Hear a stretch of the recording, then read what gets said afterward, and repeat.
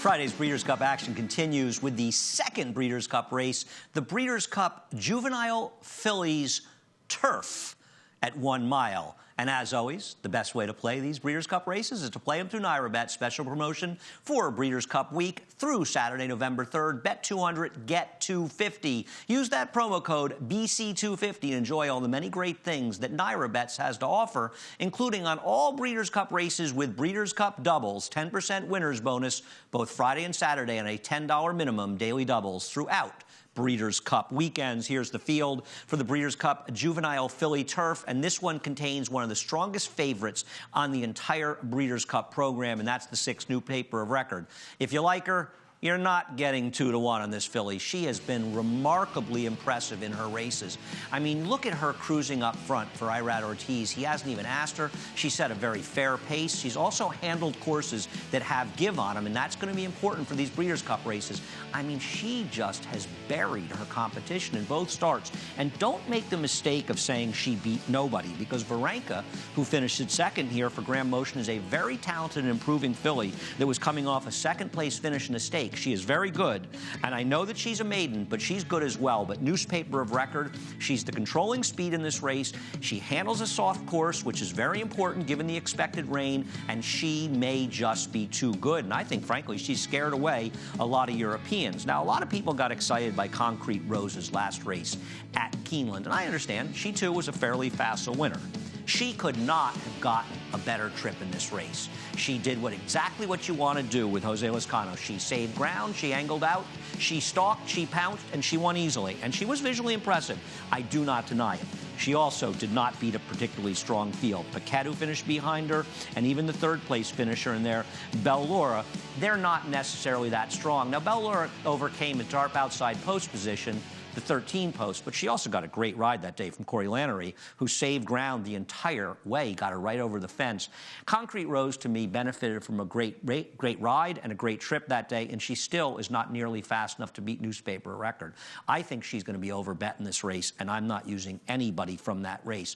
I also don't love horses that have rail posts in these races, because the inside, when it rains at Churchill on the turf, is often not the place to be. What about Godolphin's La Pelosa, who beat My Gal Betty up at Woodbine, and this was back in mid-September? La Pelosa did a nice job in here, and she was impressive winning, but she, too, got a perfect trip and didn't run a remarkably fast race in there. And also, that race was very much set up by an absolutely wicked pace. They went 22-4 of the first quarter and 45-1 of the half. And you can see it was pretty much 23, 45-2, but still, they were blazing along on the front end, a very firm course as well. La Pelosa was just okay over in Europe. Her form in Europe, not close to good enough to be competitive in this race. Of the Europeans, and we'll talk about a number of Europeans, but we'll start with the number, with Lily's Candle, the number 3 in today's race, and her win on the ARC undercard, where she won the very prestigious Marcel Broussac, a Group 1.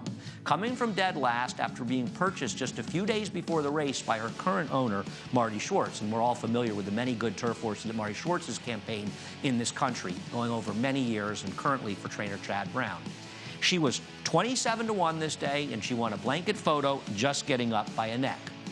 It was not a particularly fast race. She's going to have to improve dramatically. And also, this feeling is she's a Euro, so she'll handle the give in the ground. And she has won on soft courses over there, so perhaps that will work in her favor. But she ran well enough to win that race, but she, in all likelihood, will have to take another step forward to beat newspaper of record. The European, I think a lot of people will look at, is Just Wonderful, the 4. And this is the one that Aidan O'Brien chooses to run instead of the much more talented Hermosa. Aidan O'Brien chose to run Hermosa at Chantilly this past Sunday against the boys rather than face newspaper record. Just Wonderful, she's okay. She won a Group 2 in her last start. I'm not trying to knock her. Her last race was her best race, and that's the best thing she has going for her.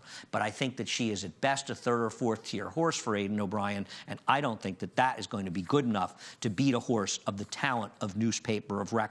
Summering the 12 is a little bit interesting in here. She did have legitimate trouble when she finished 3rd at 2-5 last time, and she's better than that race. And the Euro, the Mokum Bullet, is also a horse that's worth mentioning, the number 2. And while she's not in my picks, she's run well in her recent races, but the Mokum Bullet has never tried to go beyond 6 furlongs, and I think that's a big question mark. And also, if you have the time, watch her last 2 races because she absolutely hung on the money. If she's hanging at 6 furlongs, I don't trust her stretching to a mile. I am not trying to beat favored newspaper record here. In fact, I'm looking at the Miss Grillo, I should say, exacta, with the 9 Varenka second. I have the number 12, the California horse Summering third, and the Euro, the 14, East fourth. The post didn't do her any favors, but East is a horse that came together in a very short period of time. In 11 days, she won 2 races, including a Group 3 in her second start, and she's the kind of horse that could really take a step forward at here. And if East had drawn better, she could well be the biggest challenger to the favorite newspaper of record